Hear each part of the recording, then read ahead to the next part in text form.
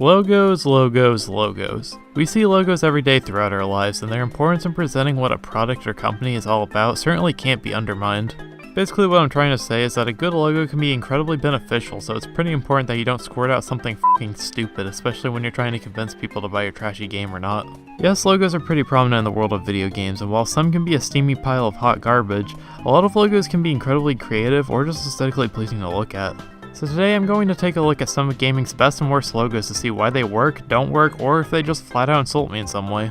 Before we start, I should make a disclaimer that despite this stuff relating to what I'm currently studying in, I'm by no means an expert on what makes logos good or bad. I mean, look at my logo for God's sake. I'm a phone call away from being sued by Warner Brothers for copyright infringement. Do you think I have the talent to make something better? I just like what I like and dislike what I dislike, though I typically do notice when logos do something really creative. Alright, with that out of the way, let's look at some text and fonts. Back in the age of arcades, logos were exciting, eye-catching, and just some of the best in the entire industry, even today. Galaga and Galaxian, Dig Dug, Pac-Man, fucking Busconian, all of these logos and games were created by Namco, and man did they really hit it out of the park. Sure, these logos weren't entirely indicative of what you were actually getting with the game, but in a time where most arcade games were all the same with their CRTs inside wooden cabinets and whatnot, yeah, having an exciting logo was a pretty good way of getting people to actually shell out some quarters to play your game, and Namco especially knew that. There were some other good arcade logos, but compared to Namco's offerings, they were often simple fonts with little to no flair or just screamed the 80s in some way. As we progress to console gaming, we start to get some really great video game logos that help to define major franchises. The Super Mario Bros. Logo screams the aesthetic of the game that saved the video game industry, and while its two follow-ups are pretty fun and consistent with each other, the logo for Super Mario World is truly the definitive Mario logo. This design became the template for every other Mario logo going forward, and its jaggedy letters and bright uses of color just make it stand out to all the logos that came before it. Sure, this logo has that iconic stray pixel blemish on the W, but hey, none of us are perfect either, so I'll give it a slide for having a weird growth. From here, Mario logos were pretty synonymous with World's design, with some small changes made here and there. I always liked Mario 64's more wood-like aesthetic. Sunshine's was always a little bulky looking to me personally, but it's still not horrible. And pretty much all the other logos from here look the same with some small tweaks made to better fit their game style. Galaxy has stars on the word Galaxy, 3D Land and World are 3D logos, and Odyssey emphasizes the game's world-trotting adventure.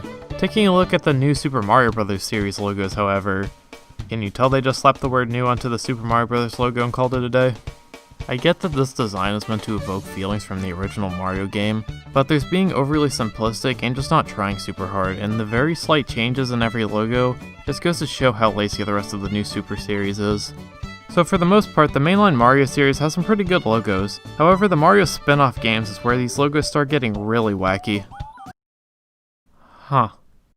Talk about a painfully boring logo for a painfully boring game. This just looks like the Nikon logo without the italicized text, and for some reason they reused the exact same template from Mario's Time Machine. Moving forward, the Mario Party games continued the trend of Mario World's design until Super Mario Party decided to muck it up with this overly simplistic garbage. The Mario Kart logos followed a similar trend until Mario Kart DS gave the series its own unique logo that's very chrome and debatably lacked a lot of the charm that the other logos had. And then there's the sports game spin-offs that arguably have some of the best logos of the entire franchise. Strikers and Super Sluggers have outstanding logos that fit amazingly with their games, and stuff like Mario Tennis and Mario Golf don't look half bad either. Overall, Mario's got some pretty good looking logos. Like the series itself, sticking to a simplistic template isn't horrible so long as you keep things fun or if you innovate a little, and I think the logos carry that mentality fairly well even if logos technically can't be fun. Nintendo as a whole has some pretty great looking logos for their games, and I just can't get enough of their dang darn consistency sometimes. Franchises like Kirby and Donkey Kong Country have had some great logos over the years, with slight adjustments being made to them to better represent their game styles. But if there was one Nintendo franchise that would express this idea the most, then it would have to be the Legend of Zelda series. I love Majora's Mask's logo for having the mask creeping behind the Z alongside the darker color tones used. I enjoy Skyward Sword's bright colors in the subtitle complementing a somewhat ancient looking background to make a pleasant looking logo, and Breath of the Wild's decaying look with a combination of plant life and minimalism make its details stand out even more, and it's just really great. The Zelda games have some amazing looking logos, but while we're on the topic of Nintendo franchises with consistent logos, Super Smash Bros. Has got to be one of the best out there. Sure, the first Smash's logo very much looks like it came from the late 90s, but from Melee onward, the games would have pretty consistent logos, with Brawl's probably being my favorite. I don't know, there's just something about the reds complementing the silver and the flare in the word Brawl itself that just does something for me. It's kind of funny how serious looking these logos are considering the frantic fun of the actual gameplay, but at least the Smash series does gaming's favorite pastime of replacing the letter O from something in the game. Why is this a trend? For a series that's as inconsistent as Sonic, it surprisingly has some pretty structured logos. They usually just have Sonic's name being in a bold font followed by a word, but they usually still look good even if the game itself is kind of poopy. They aren't all winners though. I think Sonic 06's logo is a little too simplistic. Sonic Adventure's logo, despite holding some symbolism in its design, just looks gunky to me by today's standards. And Shadow the Hedgehog's logo screams edge, especially with whatever the symbol is supposed to be. I guess it's Shadow's head or quills, but it just looks kinda weird to me. Anyway, my favorite Sonic logo would probably be Sonic Generations logo because I love how sleek and bold it is, and also because I really enjoy yellow and blue as a color combination. I also really enjoy Sonic Adventure 2's dual quill thingy going on here, Sonic Forces for having its entire game based around the style present in the logo, and Sonic Mania for once again doing something with that letter O. Society would surely be destroyed without it. Now why does the series logo look like the Toy Story logo? Moving on to some other logos with unique styles, we have Cyberpunk 2077 and Jet Set Radio's logos having D's views that just scream their style at you. Final Fantasy always had incredibly unified and downright gorgeous looking logos. The Persona series has logos that are pretty indicative of what their game's tones are. Catherine Full Body's logo is underwear. I like Doom's colorful and bold design. The Capcom logo is the Jeopardy Questions font, and the Price is Right's font is Grand Theft Auto's. And Evolve's logo does minimalism right by actually having meaning behind it. You have 4 players versus 1 entity. This logo is just genius. So genius in fact that the 2 people that still play this game probably haven't even noticed this detail. There are plenty of great logos out there, but recently it feels like lots of games and brands in general have shifted into the mindset of using the most basic font they can and just sticking to it for their product. Or as I like to call it, the minimalist curse.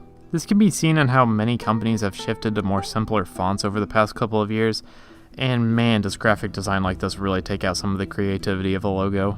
Nowadays you can just use a stock generic font with some detailing and get away scotch-free with no uniqueness at all. You see, Breath of the Wild's logo gets away with being simple because of its symbolism present in the details, but when games like Uncharted or The Last of Us have barely any details added to it, it just kinda comes across as lazy. Like, here's the original Doom logo, and here's the Reboot's logo. Why do you need to take out all the color? It just looks a lot duller now, and a lot of modern logos have this exact same problem. Look at what happened to Rare. So much personality and charm in their logo gone in one fell swoop. Kinda like the company itself. Now, not every minimalist logo looks bad. I'm quite a fan of the modern Resident Evil logos, even if I think giving Resident Evil 8 the subtitle of Village just to have the Roman numerals of 8 is super dumb. And ARMS is alright, I guess. That's about it. Those are the only minimalist logos I like. I can kind of understand why companies would want to do these types of logos, but in my opinion they need to stop being so artsy, or as I like to call it, lazy, and start adding some more flair to these designs. Well, what are some more logos we can look at? Oh, Jesus Christ! Can I even show this? Well, if we want to look at overly abstract designs, we can always take a look at anime-esque games. The Kingdom Hearts games, despite having incredibly consistent logos, have too many strokes in them in my opinion, and these dumbass subtitles just clutter the rest of the designs to an annoying degree. Speaking of which, BlazBlue, Cross Tag Battle, and Guilty Gear Xrd Rev 2 have too many words in them, and their logos make damn well sure that you know that. If I showed these to anyone on the street, I feel like they would be confused and then they would promptly and understandably file a restraining order against me. And lastly, we have the logos for the games that you've never even heard of. You can kind of tell when the game's logo wasn't a priority for the devs when the logo is painfully simple or looks like it deserved to be in the bargain bin at Walmart. These are disgusting, and I think I've had enough. Logos can be a big deciding factor for people in purchasing something, especially in the video game industry. A good logo never gets in the way or just kind of clicks in the mind of the consumer, but when a logo really knocks it out of the park, it can truly be something special. To all you graphic artists out there, please start trying harder than the bare minimum with your logos, and here's to hoping everything doesn't get ruined by minimalism in the future. Also, please use the Spider-Man 3 and PlayStation 3 font more, the world could use more of that. Video game logos can be really fun, but all this talk about them has made me ponder as to how I can better market my logo. So because of that, I paid a graphic designer to help remake my current logo into something that'll hopefully not get me into legal trouble. Here's what they sent me back. Profit Avenue, here we come.